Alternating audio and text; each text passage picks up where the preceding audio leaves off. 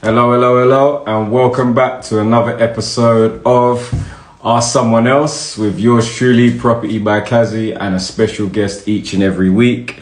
Whilst we get everybody to join, for those that are listening, those that want to listen, we're now available on Amazon Music, or Amazon Podcasts, Apple Podcasts, and Spotify. So if you do miss this or are catching bits of it or have to shoot out, you can always go back and catch it there later.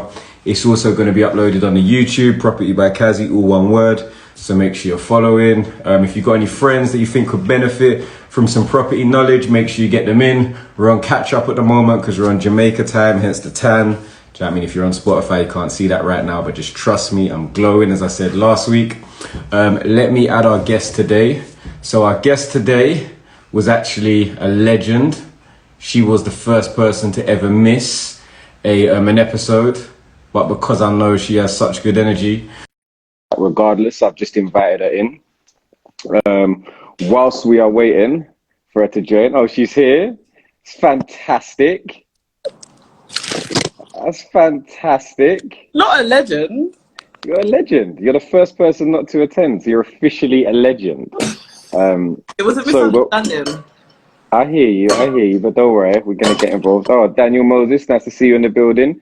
Blacks, also nice to see you in the building. A lot of familiar phrases here. So, like I said, if you think of anybody else who you'd like to invite, or you think of someone who would benefit from today, please get them in. Again, we're going to be asking questions around the property space whilst Kelly stays hydrated. That looks like some premium water. Careful, you almost spat that out there. Accommodation, if you don't drink this, then I don't know for you. I'm a massive fan that you can't beat Highland Springs. I'll be honest with you. Like, it's the best water. What? It's the best water. Okay. I'll be so honest. I'm gonna run a poll actually, but it's genuinely the best water. Oh, CEO Cost, my guy, how are you doing? Hello. Good to see you. Anyway. Have you tried this? Anyway, I'm not listening because you were late last time and didn't attend. So just enjoy your water.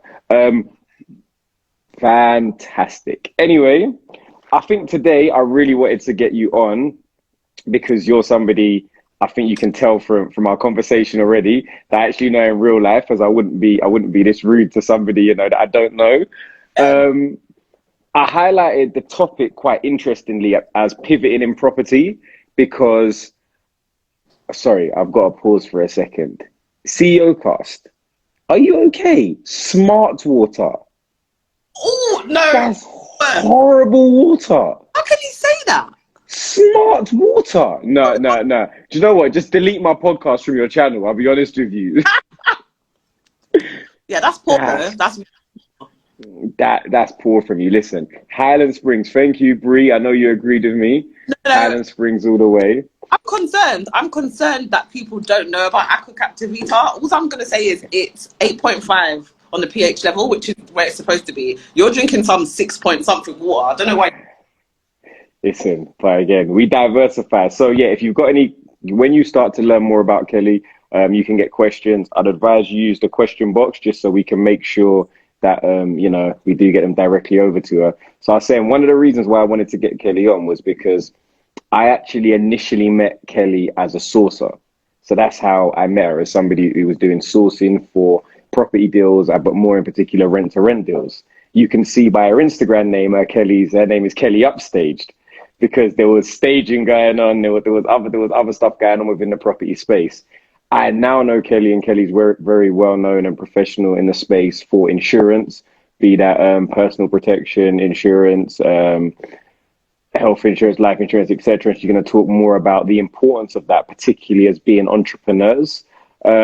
But what I think is very interesting about your journey, and I know you're doing a lot more in property as well. I know we just spoke about you having an offer accepted, but the way you've managed to pivot and negotiate in this property space whilst for a lot of the time still maintaining a 9-to-5.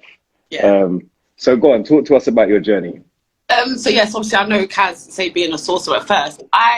He came on my radar because I was like, oh, there's a guy here doing rent to rent. He's not really going about teaching, but he's showing us that it can be done. Obviously, you've been super successful in that space. So I was like, obviously, if I'm doing staging, Mm. You want a big job, who do you contact? Let me go and find the most accessible person who's doing the most. So I was like, yeah, this is you. Mm. Staging happened by accident. I met like a really rich guy who was massive in the property space, and now he owns hotels in like King's Cross and stuff. And he was like, I need to dress at Airbnb. Now, obviously, a lot of Airbnbs are on the back of rent to renters, and so was his. And he was like, I need to dress it from top to bottom. And I was like, oh, I could do that in my sleep. That's how staging was born. Mm. Then went on to have like links with estate agents, and so that made good money quickly. And that was kind of my first cash injection. I was like, do you know what? I can do rent to rent. I can teach a few people how to rent to rent. I can buy properties. I can flip them, but I don't really speak about that much. But on this one, that myself, my business partner, have big up. What's that Insta? She Talks Finance UK. Angie had a really cute offer accepted in Stoke-on-Trent, and what we're going to do with it is a little bit out of the ordinary, but yeah, we're going to share the whole journey. Are you not going to give us the sneak peek? You can't just say that and then not tell give us something. It's well, no, I can't. I can't. It's no. So the offer was really cheeky. It was 97k. It's a 4-bedroom HMO. Mm-hmm. But we're not planning to hold on to it for very long, and that's all I can say. We're not holding on to it for any portion of time at all. But we just got to get like a 6-week renovation out of the way. Obviously, the offer was only accepted 2 weeks ago, so we're in the middle of searches, Yeah. all the boring stuff that takes weeks, and then after that, boom, you lot will know exactly. Okay. So are you planning? So when you say you've got a 6-week renovation, are you Yeah. are you trying to get like a key release prior to completion, or are Yeah. you complete? Okay. No, I'm trying to get a key release prior to completion, it's looking promising. Yeah, there's no chain, and the current owner, I've never seen someone who wants to get rid of a house so much. Like, basically, when I went to view it, no, it was sold. About 8 weeks ago, it was sold subject to contract, and right at the very end, the guy couldn't complete. So obviously, this is where having really good relationships with a estate agent comes into its own right, because the girl calls me, she's like, "Hey, Kels, it's gone tits up. Like, do you want it?" I was like, "Yeah, let me come and quickly remind myself." When I looked at it, the owner had decided halfway through that, yeah, I'm going to renovate this. Like halfway through she's a little bit weird. Decided she's going to renovate it. Started doing some of the works, and then it's like one day she just came in and said, "Forget this." Like, the sink was in the front room. The pipes were not, like, she literally had enough.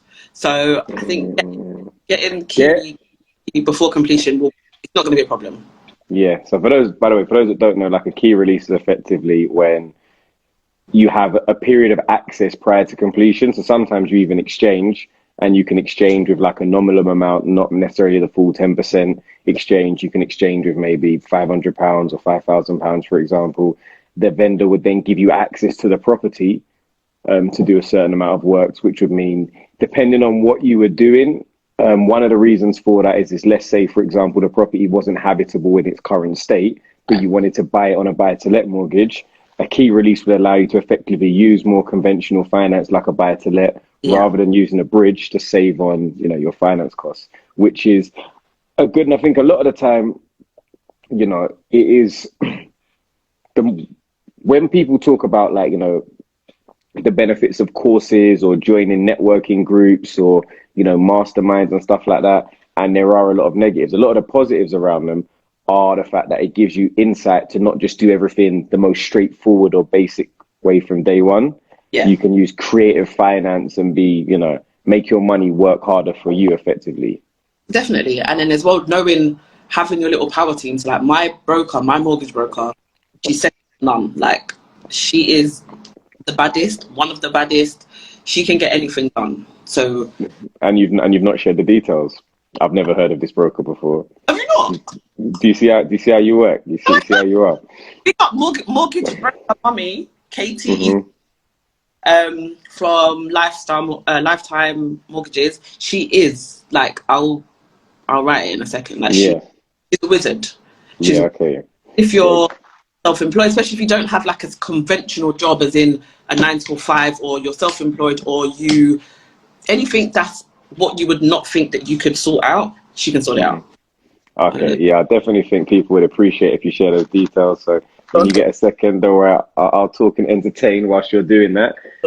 Alfred, it's good to see you in the building. Shout out Alfred. You know I can't pronounce your last name, so I'm not going to say it. However, I'm going to thank Alfred because he's pretty much always here, always supporting, always laughing at me, but still always here. So it's much appreciated, Alfred. Thank you. So yeah, that's that. Just put that in there. So now, one of the other reasons why I really wanted to get you on, Kelly, is talk to me about what you're focusing on at the moment, like sort of, because I think that's really important and something that's not spoken about enough in the property space. Okay, so aside from the property being accepted, the offer being accepted, and getting ready to go on that, obviously I'm talking insurance, by the way. Yeah, no, yes. Oh, okay. Okay, I thought you were going back to that property. No, my day to day is obviously insurance. Insurance for a lot of people is far from sexy. It's boring even, but there's two sides. So there's a side where I have my own team, so I'm like recruiting and giving others the opportunity to earn well. Like, I'm not going to sit on here and pretend. Life is good. Like, life is really good, and insurance. Wow. For the most part, no, but hey, listen. So if you need finance, you know where to go now, everyone. No.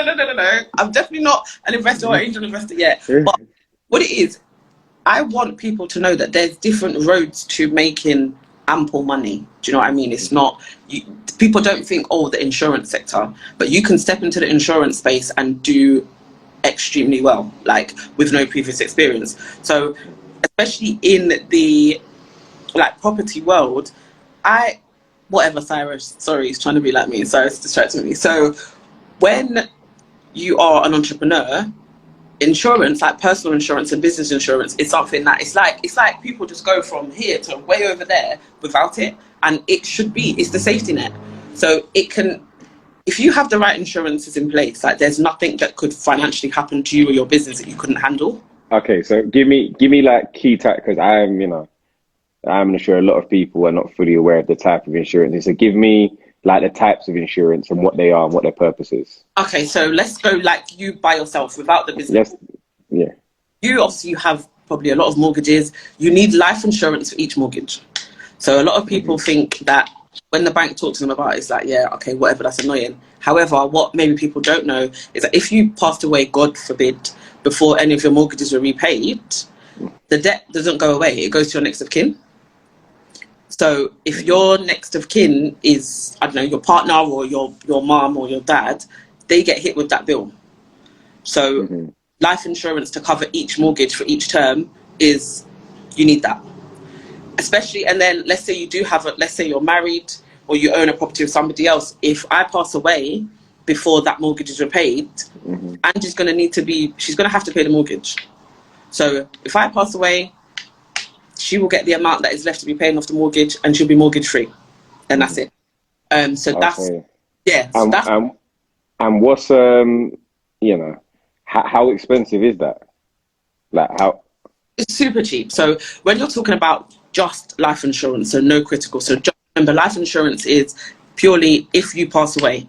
This is the people that's left getting the money. So let's say your mortgage is 350,000. You're a non-smoker. You're 28 and you're of average height and weight. That could cost you like £32.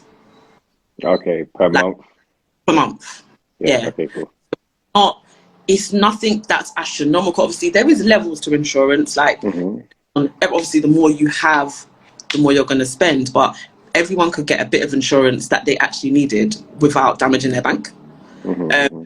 After life insurance, you've then got critical illness cover. Unfortunately, the majority of us don't just like go to sleep and die at 100. We get sick. The majority of people get sick. Like, that's the facts. So if you get a listed critical illness, you get this tax-free lump sum.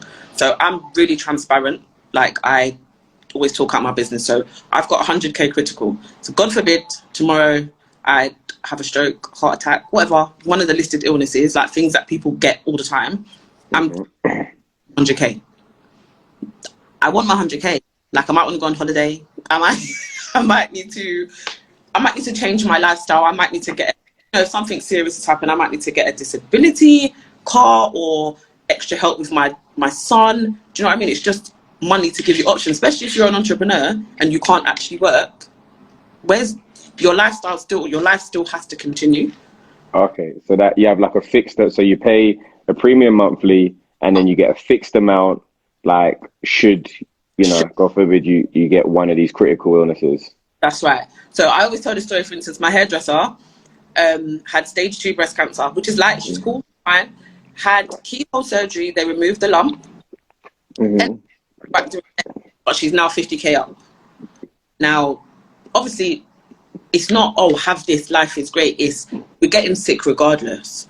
And if she didn't have that, whilst the short time that she wasn't able to work, she would have no income. Do you know what I mean? Rent still has to be paid on the shop. Her children still need to go to school. Things still need to happen. She's now in a position where she has a house deposit, something that probably, like quite realistically, wouldn't have been an option for her. Yeah. More seriously, I've had a client who had stage 3 lung cancer, had to be off work for a year. He had £500,000 worth of cover, quite a rich guy. And he had to use 100,000 of that to have lymphatic drainage massages. So it's not fun and games, but if he didn't have the money to do that, he probably wouldn't have been able to recover as quick. But he's good now, back to his property portfolio, living his very best life. So, okay. And then, so what's the difference then between that and, like, I don't know, like private healthcare or something? Okay, so that's my favorite. I'm always telling people and giving them shade about private healthcare.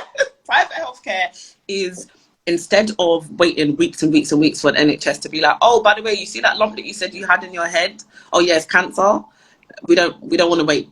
We just want to, oh, I'm having headaches. You don't really like what the GP's got to say. You contact Vitality, you go private within 48 hours.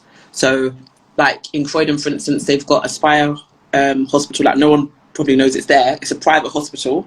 You'll be seen within 48 hours and you can get every diagnostic. So if you needed 100 blood tests, an x-ray, the chiropractor, an operation, that's all under the monthly price you pay. So I've been sick. Me and NHS have got a really strained relationship. So I just go there, get my code. Yeah, can I go to my private one, please? Private hospital, private entrance. Get on with it. So what's the problem? Because you still have to go is it like referred by the NHS? Is that right? Definitely. So if it's something an emergency, if I've had a massive, I did have a massive car accident and you're not stable, you'll get rushed in. But with like Vitality, for instance, because you've had to use the NHS, and let's say you have to stay, they're going to send me cash in a few weeks because they were not able to deal with me because they can't. Because it's an emergency. But as soon as, let's say, I became stable from whatever I'd get transferred to my private hospital. What about COVID? COVID, yeah, if you had private healthcare and you had COVID, once you were stable, if you still needed to be in hospital, you'd be sent to a private hospital. Now, it's only because I asked. I know, like, a lot of stuff is, yeah, we do with everything, but not COVID. That's too new and not our problem. No, so the thing is, COVID is new, but the strain of, because you kind of have to learn science when you do insurance, like the strain of the flu that it is has been around before. So a lot of the providers, like Royal London, for instance, when COVID came, if you had to go on a you would still be paid as though you've had a critical illness. So even though COVID itself, the word critical illness, okay, the effects of it are, you need an emergency fund. So we've had a couple of questions.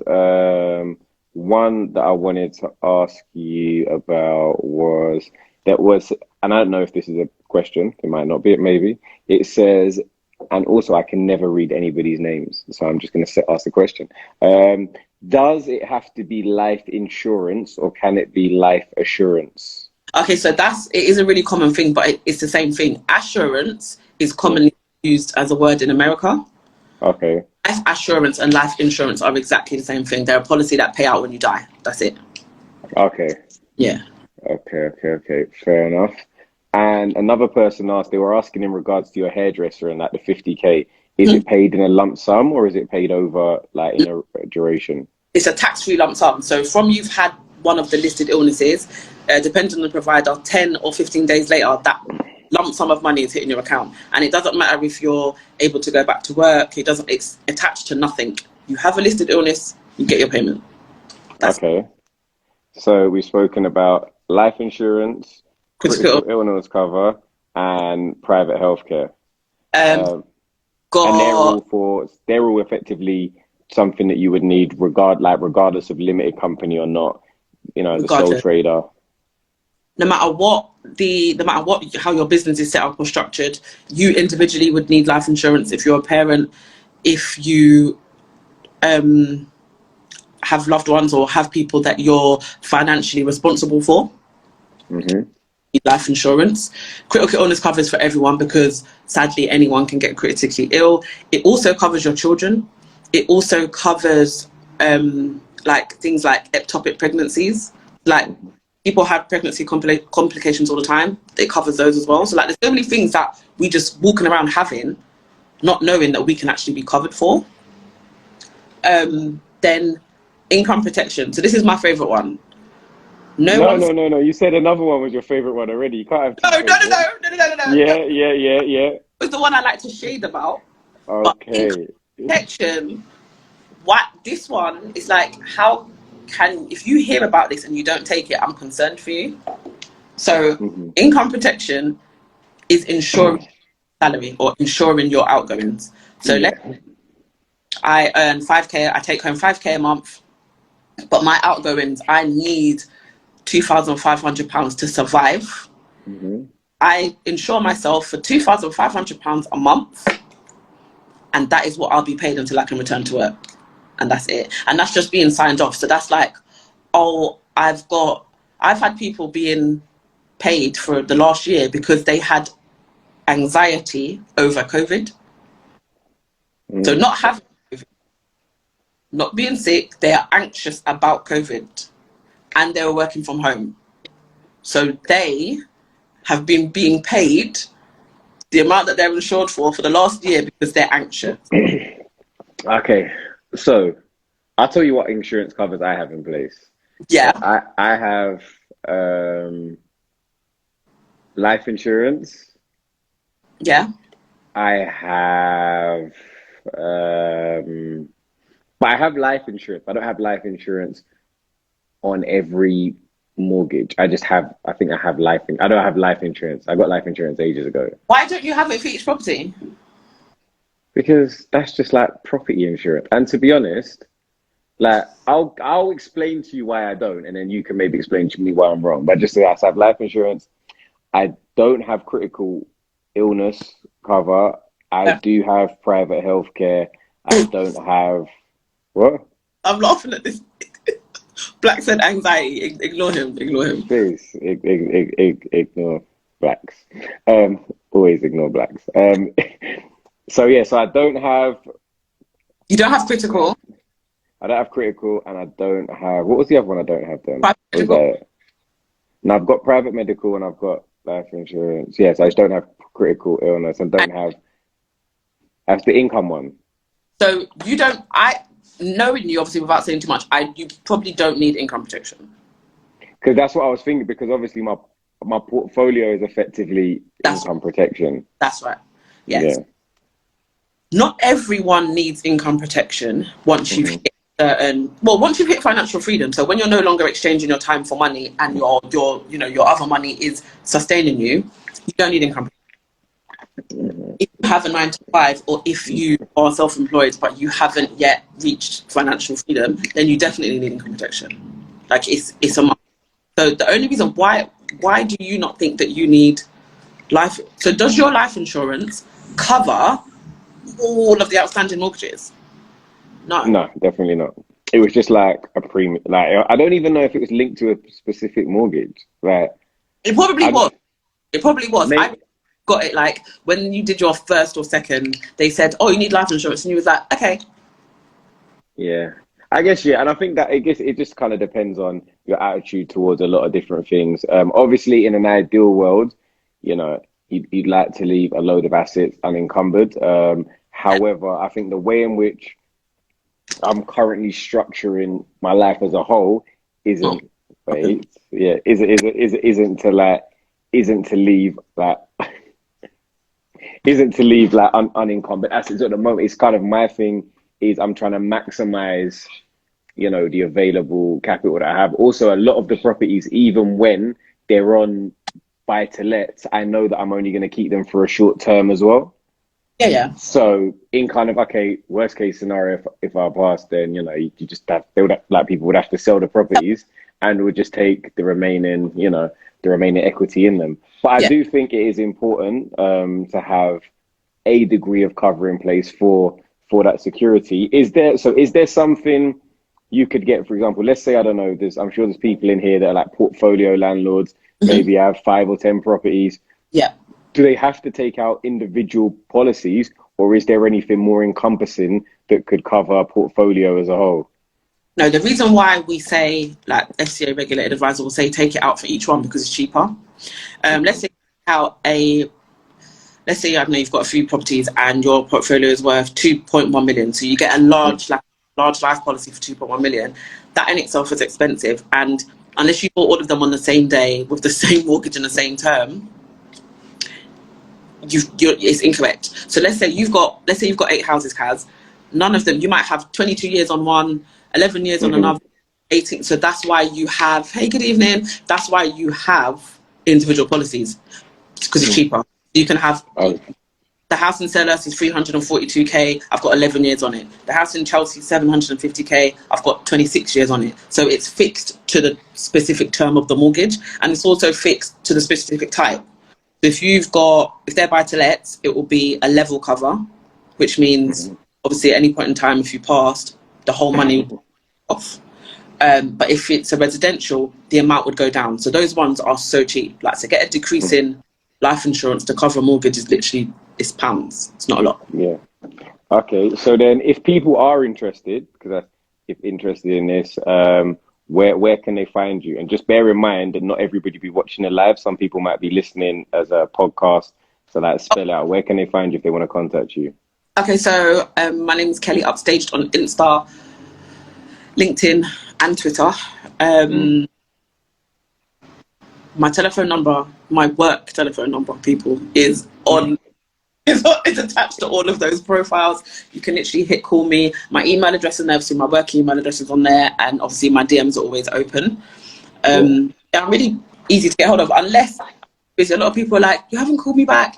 I will 100% call you back. It's just, it's like, life is really, really busy at the moment. There's like in here. Oh, does income insurance cover redundancy and dismissal from your employer? Okay, so COVID ruined that one. So before COVID, there was accident, sickness, and unemployment, but like 13th of March 2020, all of their policies were shut down. So if you had one prior, perfect. Right now, that's not available. That will come back when COVID has disappeared and we've forgotten about it. So nothing at the moment. If you've been made redundant, been sacked, sacked was never covered. Been made redundant. No, nothing at the moment. Okay, cool. And then you also mentioned potentially that obviously you've got opportunities within your team. Like, what is it you'd look for somebody, to work as? It's an is a broker? Is that the correct term? Intermediary, so an insurance broker. So they actually provide full training. Sorry, people, don't call me. I'm on a live. Sorry. There's full training given, so you become FCA regulated, which you sit a week's. It's an exam, but it's an open book exam. So you go through the course and you can answer the question. You then do 2 smaller tests at the end of that, and you come in for sales training, like interpersonal skill training, and to finish basically the rest of the FCA training. So it's nothing that no one could do. Do you know what I mean? As long as you've got a network of people that you can reach out to, or a platform, or just know how you interact with people, is very doable. And it's just, there's so much. So once you come in as that, if you then choose to train and do your CMAP to obviously be a mortgage advisor, it's all under the same house. And it's just, because I know a lot of people, sort of are saying, look, I'm 18 or XYZ, and they're looking to potentially like pivot in their career path. So is it the same contact details if they want to reach out to you? details, just drop me saying it's not a policy. I'm maybe like want to have a chat about joining the team, or just learning how to become FCA regulated, learning like what other products we deal with, because it's not only like we do insurance, but we do business lending. A lot of the loans that came out COVID, we were processing those as well. But obviously we just don't push, I don't know, different platforms I push different stuff. So on here it was just quite the basic insurances, and then if you go on LinkedIn you'll see, oh, she can facilitate a buy-to-let mortgage. Oh, okay, I didn't know that. So yeah, that's over there. Has so many questions in here. Are you gonna read them? Because I'm scared. Which question? No, I think that the flow of the conversation is on. I think in the questions, like there's a lot of questions as well in the question box, but my Instagram is really playing up at the moment. So it's like mixing questions with something I asked in my story, with like just integrating them all into one list. So like if I give you the questions, like one of the questions, once they want to know, can I convert my property into separate flats if I don't want to sell it without planning permission? But that's just a completely random question from a different topic. So all being fed. Answer, but it's not insurance. Yeah, it's not. But I think just away from insurance quickly, because you've done like a lot of different things in property. Like, I mean, how did you like? Was there ever a point where you were demotivated from changing one to another, or was it, like how did you find moving between sort of different areas? When I started staging, at the very, very beginning, I wasn't in. How do I say this right? I wasn't in a position on paper to buy a property in my own name. So make of that what you will. So at that time it was kind of like, am I ever going to get on a property ladder? And I used to think about every day in my own name, with my poor credit, with a few other things attached to my name. How am I ever going to do this? And it's good to see, like, it's always really important to not attach yourself, but try and find people that maybe are not too far from myself, like you, and you tell everyone, yeah, my credit was on the floor when I got my first house. Rigid, do you know what I mean? So you definitely get demotivated, but it's just about, well, first of all, I believe in my own source a lot. Like, people need to really believe in their own source. Like, my self-belief is crazy. Like, I decide things, I'm going to do that. I'm going to do that in a few weeks. And it will find its way, because I've decided that that's what's happening. So after staging, I went on, so my mum at the time was close with Samuel Leeds, controversial, not controversial, depends on how you're feeling. And he was like, oh, you can come to my course. His, I don't know what they're called, property. That's funny you mentioned that, because I recently put out, like, who should I have a conversation with? And a few people said, I'll speak to Samuel Leeds. And then I put it up, like I reposted it to say, oh yeah, should I have a conversation with Samuel Leeds? And a lot of people, particularly people in the property space, so, people that have done maybe larger scale developments or have their own portfolios, have a bit of a profile. Like, a lot of people are like, oh, you don't want to associate with him. It's, it's going to be really bad for your brand, X, Y, or Z. And had a lot of negative things to say. That being said, like, when I speak to people and I ask them who've actually been on the courses, a lot of them are, strangely enough, not strangely, but are very positive and say, yeah, I had a great experience. I learned this. I've now got 5 rent-to-rents under my belt, or X, Y, or Z. So my thing, when people are like, oh, it's going to be bad for your brand, or, when he spoke to the young guy, Pokey Bank, shout at him as well. I met him the other day. He was a bit aggressive or a bit over the top with him. I was like, yeah, but that was a young boy. He's going to be speaking to a man right now, so we're not going to get any of that aggression. And the other side of it is, like, I'm always, let me judge somebody from speaking to them, because I'm sure there's loads of people that, like, I don't know, that might have something bad to say about me that I don't even know. So I think it's an interesting conversation to have. What was your thoughts of being involved in a program like? So the program itself, if you're so obviously, first of all, there is an upsell. But that's a fact. Like, you're not going to go to any free whole day seminar, where there's not going to be an upsell. So yes, you're going to be told that there's another course for 3 days that you're going to get handheld and you're going to learn every last, bit of information to now become a property millionaire. Cool. I didn't go on that one, but I had someone very close that did. So I went to the first exciting, show-stopping first one. And if you know nothing at all, it's 100% worth doing. First of all, it's free. Like, you're going to take in a lot of information. There is a lot of, filler, excitement, building up the sale. But if you know nothing, it's definitely worth doing. And he genuinely, because I know him, like, aside of that, how he started his property career, what he says is how he started it. He did borrow some of his nan, he did get the first house, and that's it. So he's definitely worth speaking to. And he's young. Like, Samuel was, I think, 20. Yeah. He was I was so shocked when I realised how old he was. No, he's young. At the time, I think he was 24, maybe even 23. Funny, because I'm sitting across from where I first met him, Joey's in. He's young. So, like, when you're seeing all the things that he's done and the presence that he has, this is a young person. Like, now he's obviously got his wife and his 3 kids, but he was married when I met him. So he's done a lot young.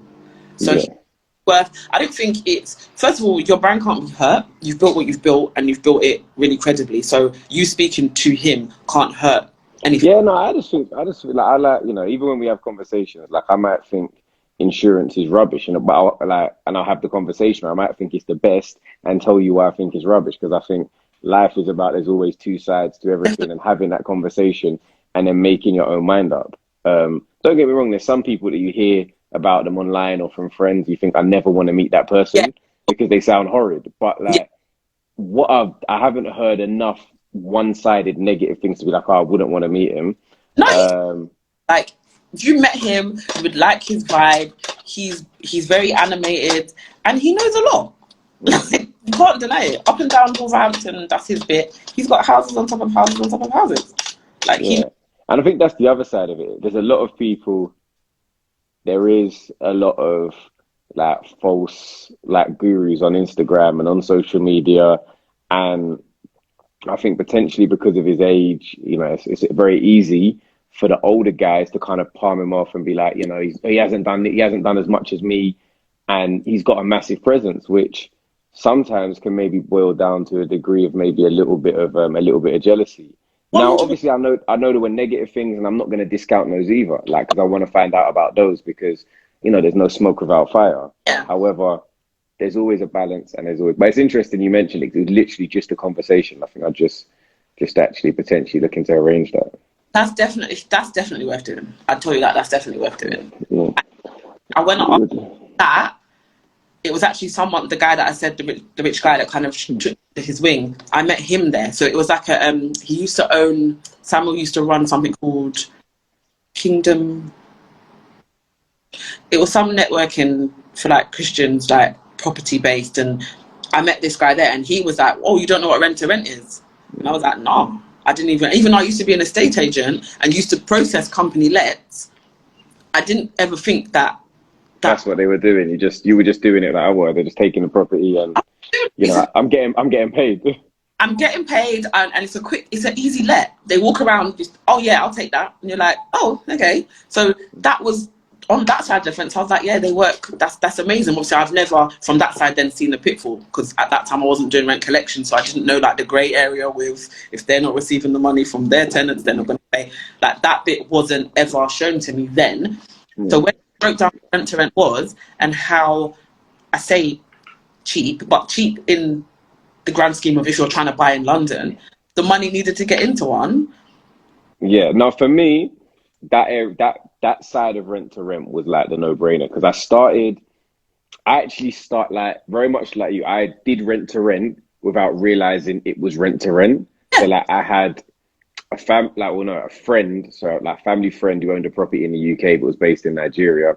Agents have been messing him around, just taking the mick because he wasn't located in the UK. Kind of just saw what they were paying him, and I was like, I'll pay you this. I'll do that. Kind of just yeah, just did it, and then but this was so early on. This was even when I talk about starting property 8 years ago. This was way before that. Like Oh, this was like I had this from when I was like 19, I think. okay. Um, Good accident.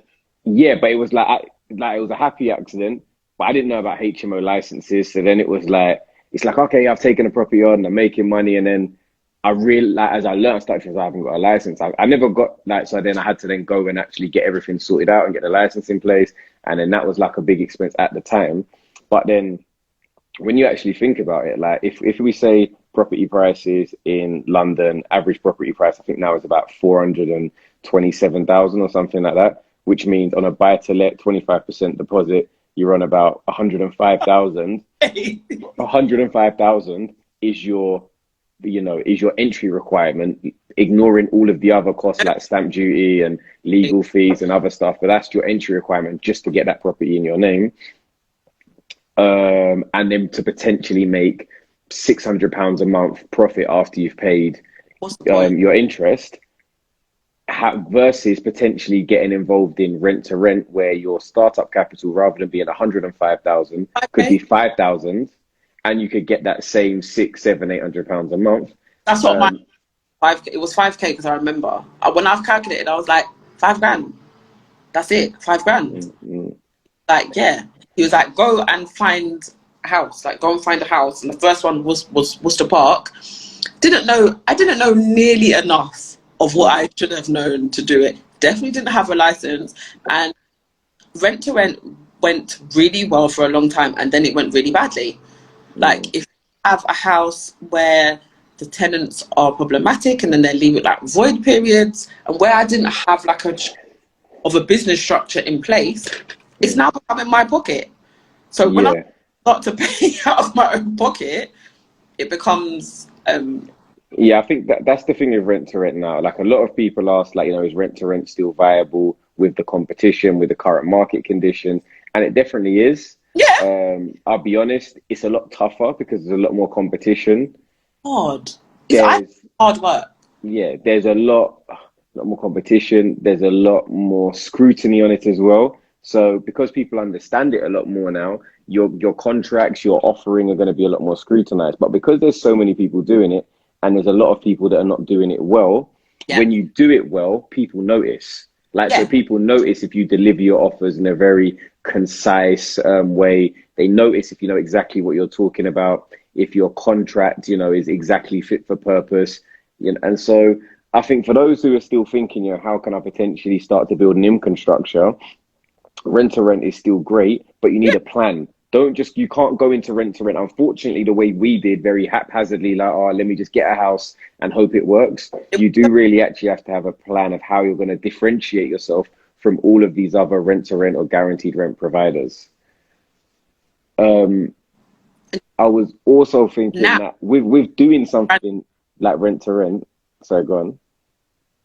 no, I say now you What you definitely saying? need branding as well. You can't just jump Mm, in. Like, yeah, I literally went, found a house in Worcester Park that had 4 bedrooms and was like, yeah, I'm going to get this. I didn't know about the tenancy agreement. I did, like, it just, yeah, you can't do that anymore.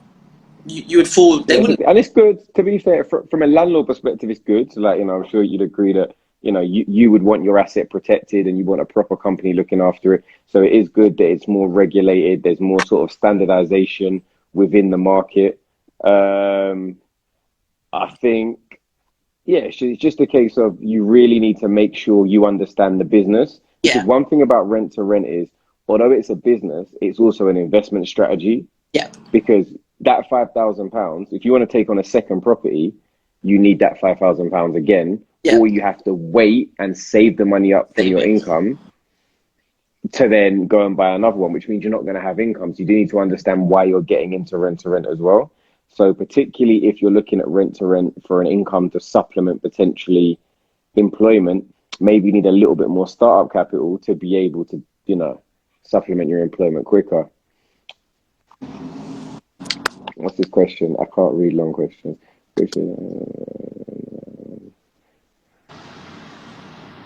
Um,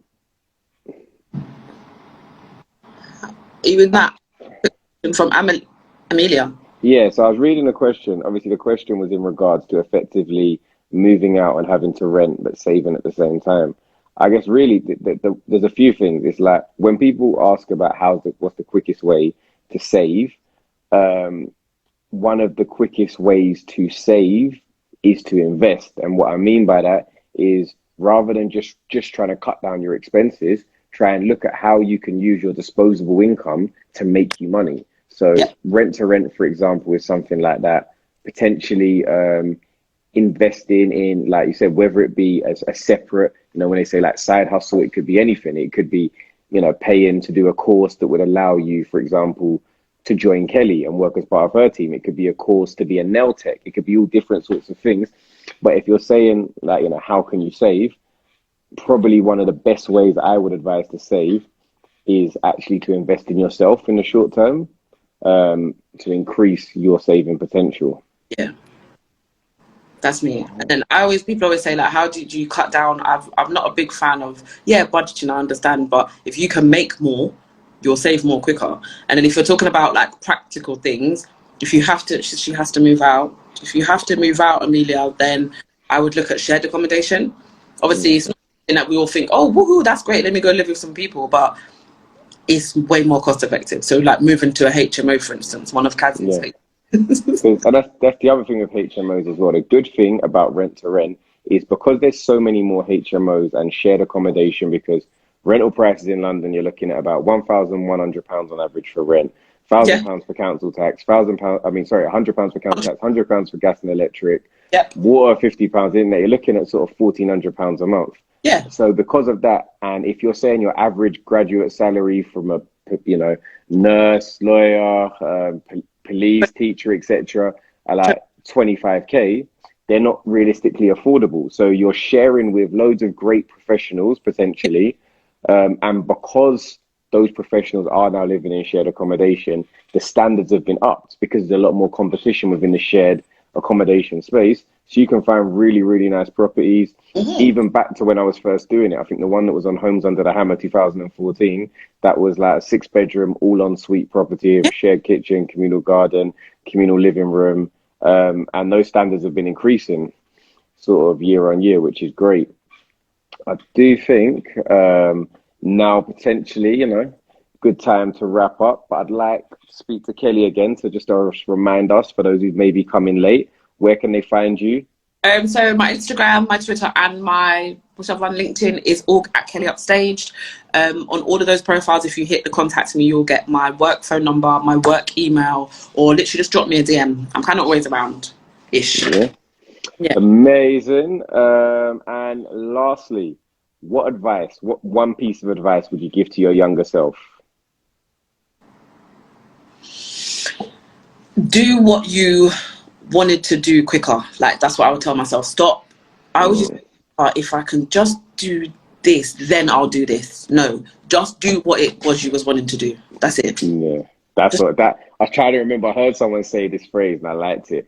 Analysis paralysis. yeah, When you just get stuck in like overthinking everything and then yeah. don't end up doing anything. Do it. Just do it. You'll make mistakes. I made mad mistakes in my rent to rent journey. It's done now. Did I die? No. No. Yeah, no, very, very, very true. So thank you everyone that's locked in. We are back each and every Sunday. Obviously today's a Tuesday, but Jamaica was calling.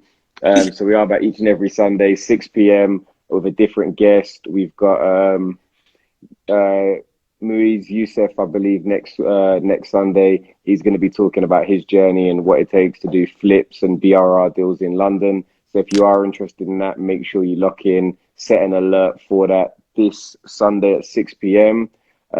We've got the hard hat developers coming up.